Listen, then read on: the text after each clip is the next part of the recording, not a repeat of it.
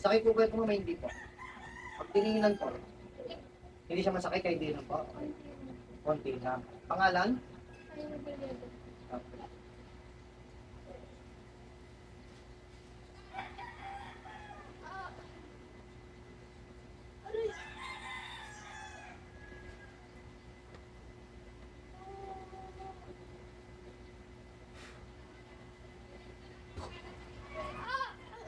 Pangalan? Pangalan mo? Aray ko! Pangalan mo? Aray! Aray! Ano pangalan mo? Pangalan mo? Aray! Ano pangalan mo? Ano pangalan mo? Aray! Aray! Ano pangalan mo? Ayaw na po sumagot. Kanina sumasagot ko, di ba? Aray Okay. ko! Aray! Bakit mo binibigyan ng sakit ng tao ko? Ha? Aray!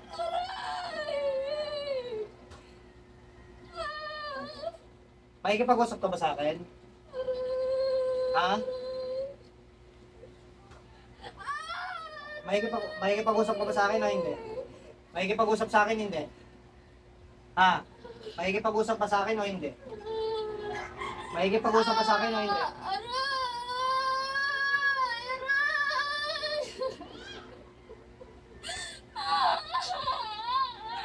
Makikipag-usap sa akin o hindi? Ha? Makikipag-usap sa akin o hindi?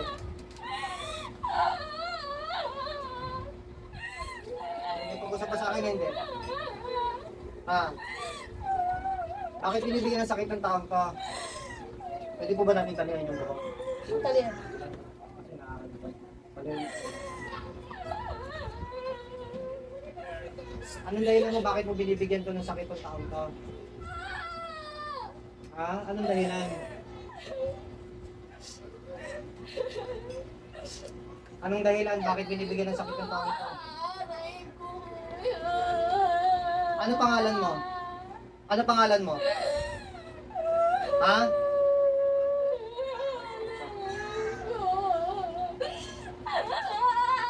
Kaya makikipag-usap hindi? Makikipag-usap hindi? Ha?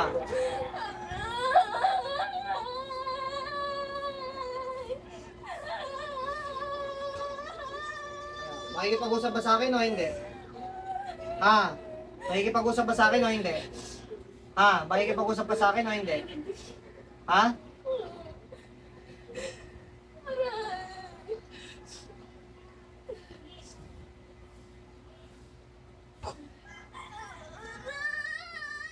Ano? Ano? Makikipag-usap ka ba sa akin o hindi? Ha? Makikipag-usap hindi? Ha? Ha? Hindi? Hindi makikipag-usap? Okay, so total kung ayaw makipag-usap, sige.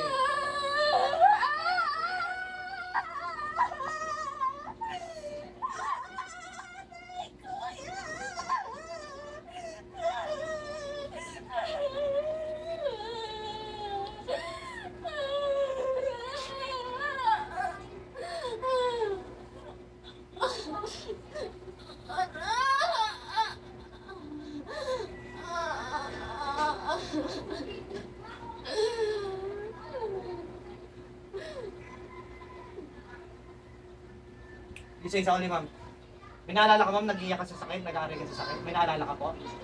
May naalala ka, ma'am? Naalala mo? Na nasasaktan ka? Ikaw ang nasasaktan po? Umiiyak ka ng, sabi mo po, aray, tinatanong ko pangalan mo, sinasabi mo, hindi ka magkipag-usap. Naalala mo po yun, hindi po? Ikaw po yung nasasaktan. Nasasaktan ka po. Hindi po, yung nasasaktan ka, yung nag-aaral. Ikaw ba yung nasasaktan? Kumbaga, nagsasalita ka ng aray ko, umiiyak ka dahil nasasaktan ka. Hindi. So, hindi nyo naalala. So, yung naalala nyo yung ngayon. Na para naiiyak ka ngayon, yun yung ibig mong sabihin. Okay?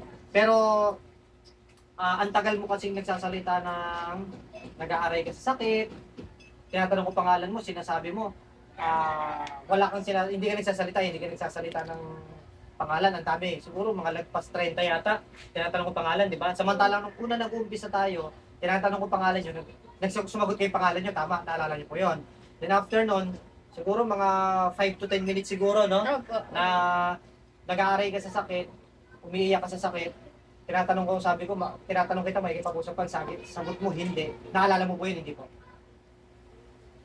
Hindi nyo yung pag-aalala. So, sinanibang po talaga, ha? Opo. So, kasi pag ayaw kasi makipag-usap mo, ibig sabihin, ayaw tanggalan ng sakit. Ngayon po, masakit to, hindi? Sobrang masakit po? Sobrang ngayon, sobrang siyang masakit? Hindi naman siya yung katulad nung, parang, di ba, katulad kanina, hindi katulad kanina, halos nag-aaray ko sa sakit, no? So, hindi yan, kahit di na po ganyan. O, hindi ka, kahit ilan, hindi kayo mag-aaray sa sakit, no? So, sinanipan ko talaga, no? So, kasi ito sobrang madiin to ngayon, dinidiinan ko talaga, kasi para ma-testing natin, yung merong salib sa wala po. Opo. Okay? So, ayaw makipag-usap, ibig sabihin ayaw kayong tanggalan ng sakit. Ganun po yan. Opo. Ganun. Ha? So, ano ko na lang po, advice na lang po kita, ma'am, ha? Pero confirm nyo, may gumagawa talaga ng sakit. Kaya po yun yung mga ininda nyo karamdaman. So, nag-start po yan nung April lang po, yung mga ininda ninyo. Bale, gagaling po yan sa... Lahat ng magiging advice ko, sundin po, ha? Para hindi na nakakapitan po ng ganyan. Pag ganyan, pag ayaw umamin, ayaw makipag-usap, ibig sabihin, ayaw tanggalan po ng sakit. Kahit na pagbigyan yan, mabalik-balikan pa rin ang sakit. Okay. Kaya dapat lahat ng advice susundin para pagalingan at hindi na mabalikan ng ganyan. Kaya lang mo.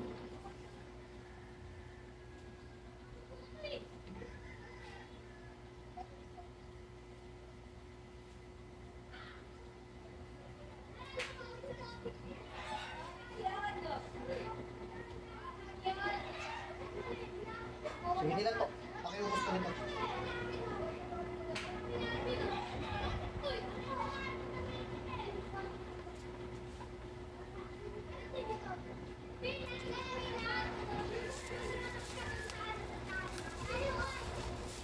Tingin po sa kamay.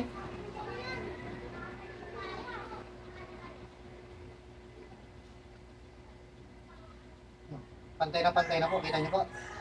Ano po kanina, pagka pinagdudugtong po, di ba? Sobrang haba po. Ha? Sa kanan, ha? So, lahat na pantay na. Ha? Ayun, tungtungin ko eh. Tungtungin ko eh. Ano? Dito po. Hindi na pinaka-accurate. Kita niyo po, pantay na po. Ha? So, yun po. Bago kayo po dyan, may mga ininda po pa kayo mabigat o masakit po.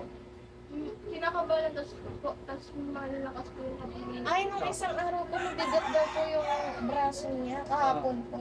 Di ba, sabihin mo yung... Pero yung kanina po, first time nyo lang po, nung bago kayo magpagamot dito, sa tagal nyo lang may mga iniinda mabigat, first time nyo lang po yung pagdating nyo dito para kayo kabog ng dibdib nyo, kinakabahan po kayo ng sobra. Tapos po, nung nagsimba po kami ng linggo, tapos po, pag nagtatanong po si Father sa simbahan, kinakabog. Kinakabog yung dibdib habang nagminisa, no? Pero, bukod doon sa mga pagkaba, mga ano, yung mga iniinda nyo po mabigat, may iniinda na rin po ba kayo bago kayo magpagamot? Wala naman po. So, nung mga nakaraan lang yun na-experience yung mabigat. So, yung kanina, kaba lang. Okay, nung magpapagamot na po. Tsaka first time nyo lang po yun. Bukod po doon nung nagsimba po kayo last Sunday. Okay, so sige po. Lahat na lang na magiging advice ko, sundin na lang po. Ha, para at least yung kagalingan, yung bigat, hindi na magbalik-balik yan. At tsaka, syempre, yung totaling hindi na makapitan ng mga ganyang sakit po. Especially nung sinasanib-saniban po. Ha? So,